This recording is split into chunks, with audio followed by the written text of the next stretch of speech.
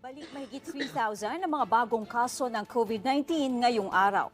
Batay sa tala ng Department of Health, 3,165 ang naitalang bagong kaso. A broken line graph is used to show changes in the information being represented that occurred over time. This means that it can be used to display fluctuations in trends and other similar purposes, which makes it a commonly used type of graph. Broken line graphs are also widely used in the medical field, most especially in collecting data, gathering trends regarding infection rates of diseases, monitoring, and other healthcare services and management processes that are in line with our profession as aspiring allied health professionals.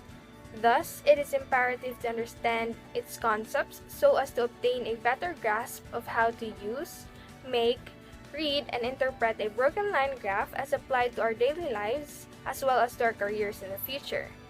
With this, it is necessary to know that there are parts of a graph that are important for the success in performing dimension operations and processes. Hence, the goal of this project is to obtain and understand key concepts of a broken line graph. Specifically, one should be able to differentiate a broken line graph, determine its parts, know how to make and interpret a graph, and make a conclusion. Broken line graphs are one technique to display data. This way of depicting changes in data over time is frequently chosen by users of these graphs, such as changes in stock market values during the day or changes in daily temperatures. It also displays trends that allow an individual to make predictions based on the data being presented. Definition of terms.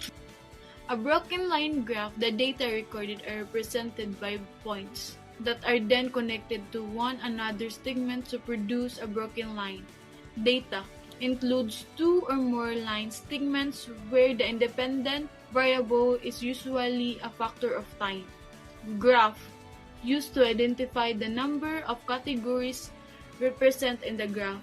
Labels, a horizontal scales across the bottom and the vertical scales along the side tell us what kind of facts are listed.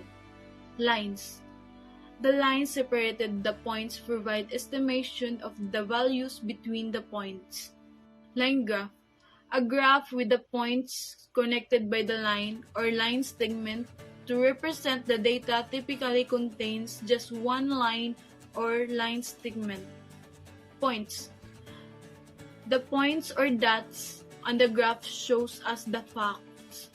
Title. It tells us what the graph is about. Scales. A horizontal scales across the bottom and the vertical scales along the side tells us how much or how many. X-axis.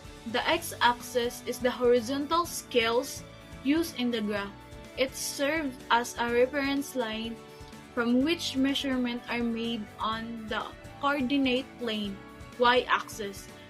The axis on the plane Cartesian coordinate system parallel to which coordinates are measured one of the three axes in a three-dimensional rectangular coordinate system.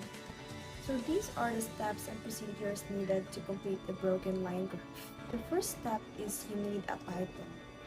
It needs a title to describe the information contained in the graph. It also needs an x-axis, the horizontal line, the y-axis, and the vertical line, on which should be labeled to show what they represent. Second step is creating a scale. The scale of the y-axis is the numbers representing intervals of the data in the y-axis. Third step is plotting the data. In plotting the data, you should use points and connect the points to form a broken line graph. Last step is interpreting the graph. Interpreting the graph is where you will see the outcome of what you had plotted and your graph is now complete. A data report in COVID-19 cases of the residents in Lapu-Lapu City was collected over the course of 12 months. The data sample started on April 2020 and it ended on March 2021. Here are the following months with their corresponding number of cases. Now this is the line graph version of the table. Now let us try to answer the questions about our data. The first question is about what month has the highest COVID-19 cases? Now, according to the graph that we made, the month of February has the highest COVID-19 cases. Second question, during what months did the disease rise to more than 500 cases compared to the previous month? Now, according to the data gathered, the difference between the month of May and June is 500, and the difference between February and January is 620. So we can say that the months February and June show a rise to more than 500 cases compared to the previous month. Now, next question. From the data, what month did COVID-19 peak the most?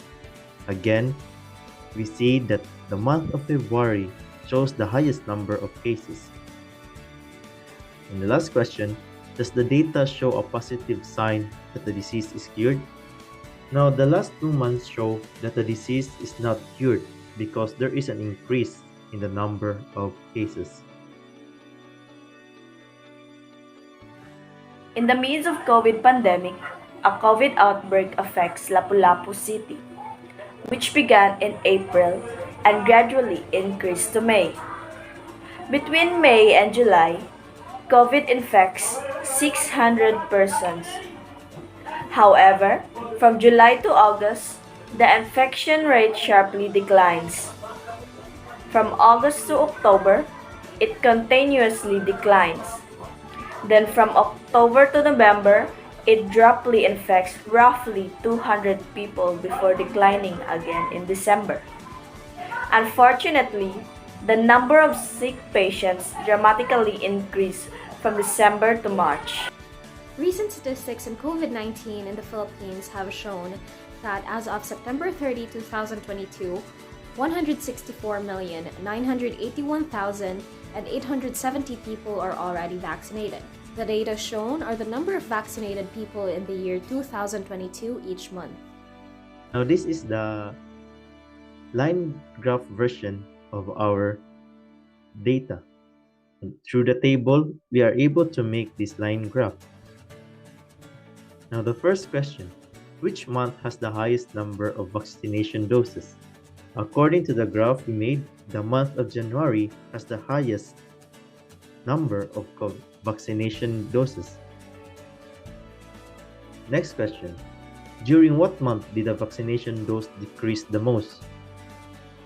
As you can see in the line graph, the point with the lowest number is the month of April. During what month did the vaccination doses decrease less than 10,000 compared to the previous month? Now, comparing the number of doses between July and August, we have the difference of 4,756. So, we can say that July is the month when the vaccination doses decreased less than 10,000 compared to the previous month. The Philippines has the most immunization doses among the vaccinated. According to COVID figures, which started in January, COVID statistics usually gradually declines between the months of February and March. But starting in April, it started to fall steadily. From May to August, it marginally increased 129,438 persons before starting to decline once more in September. In conclusion, a broken line graph demonstrates how the data changes over short and long periods of time by linking the values with a line that has no defined slope. This displays pattern that may assist us in data analysis, understanding the relationship between variables, and the ability in making predictions.